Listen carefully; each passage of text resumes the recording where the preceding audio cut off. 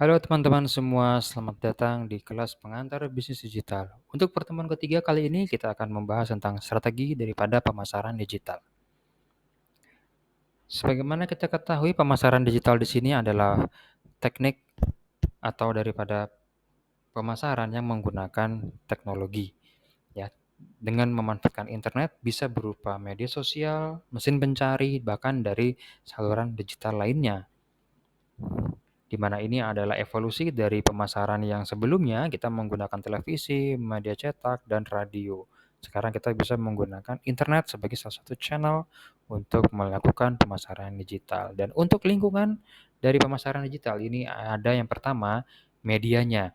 Bisa menggunakan website, bisa menggunakan blog, bisa menggunakan aplikasi mobile, dan juga menggunakan media sosial. Yang tentunya semua ini nanti akan melibatkan yang namanya search engine optimization ataupun SEO untuk meningkatkan peluang berhasilan daripada pemasaran digital kita.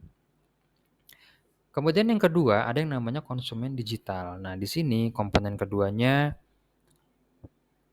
ada perilaku konsumen dan juga keinginan ataupun harapan dari konsumen. Perilaku di sini adalah bagaimana cara konsumen untuk memberikan keputusan pembelian dari sebuah produk ataupun layanan yang ditawarkan oleh startup ataupun bisnis digital. Dan konsumen juga di sini tentunya mengharapkan pengalaman digital yang cepat, mudah, dan bisa dipersonalisasi untuk kebutuhan mereka. Dan tentunya keamanan yang harus terjamin.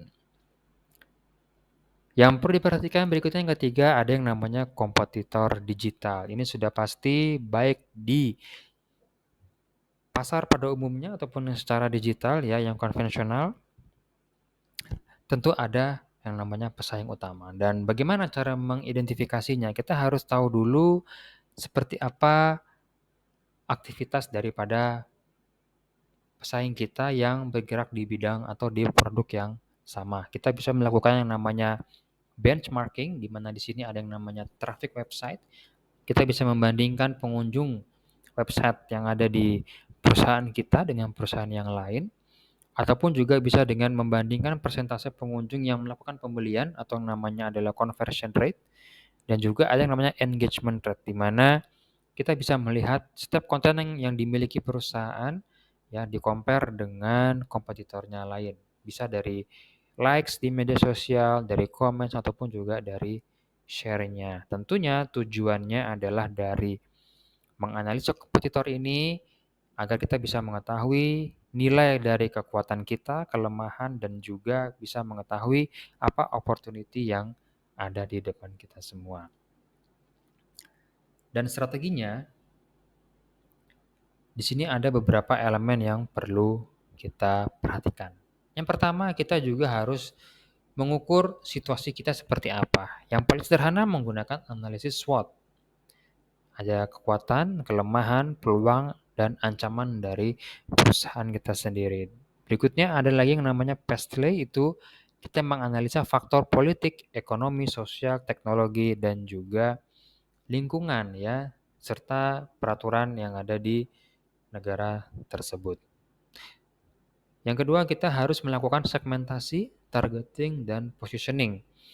Kita harus tahu seperti apa segmen dari calon pelanggan yang ingin kita sasar, apakah memiliki psikografis seperti apa, apakah dari usia tertentu, ataukah mungkin dari dengan penghasilan tertentu. Sehingga kita bisa menempatkan target kita berada di segmentasi yang mana, yang sesuai dengan tujuan bisnis serta kemampuan dari yang kita miliki. Akhirnya, kita memiliki posisi yang tepat, sehingga produk yang kita tawarkan itu akan sangat besar kemungkinannya untuk dibeli oleh calon konsumen kita. Nah, yang ketiga, ada yang namanya pengalaman konsumen. Di sini kita harus bisa aware terhadap bagaimana konsumen atau respon konsumen ataupun review konsumen terhadap pelayanan yang kita berikan. Yang nantinya di sini akan membangun konsiderasi ya dan juga keputusan untuk pembelian berikutnya, bahkan dia bisa memiliki loyalitas yang tinggi sehingga dia bisa menawarkan kepada temannya ataupun orang yang ada di sekitarnya. Di video berikutnya kita akan membahas tentang bagaimana teknik daripada pemasaran digital.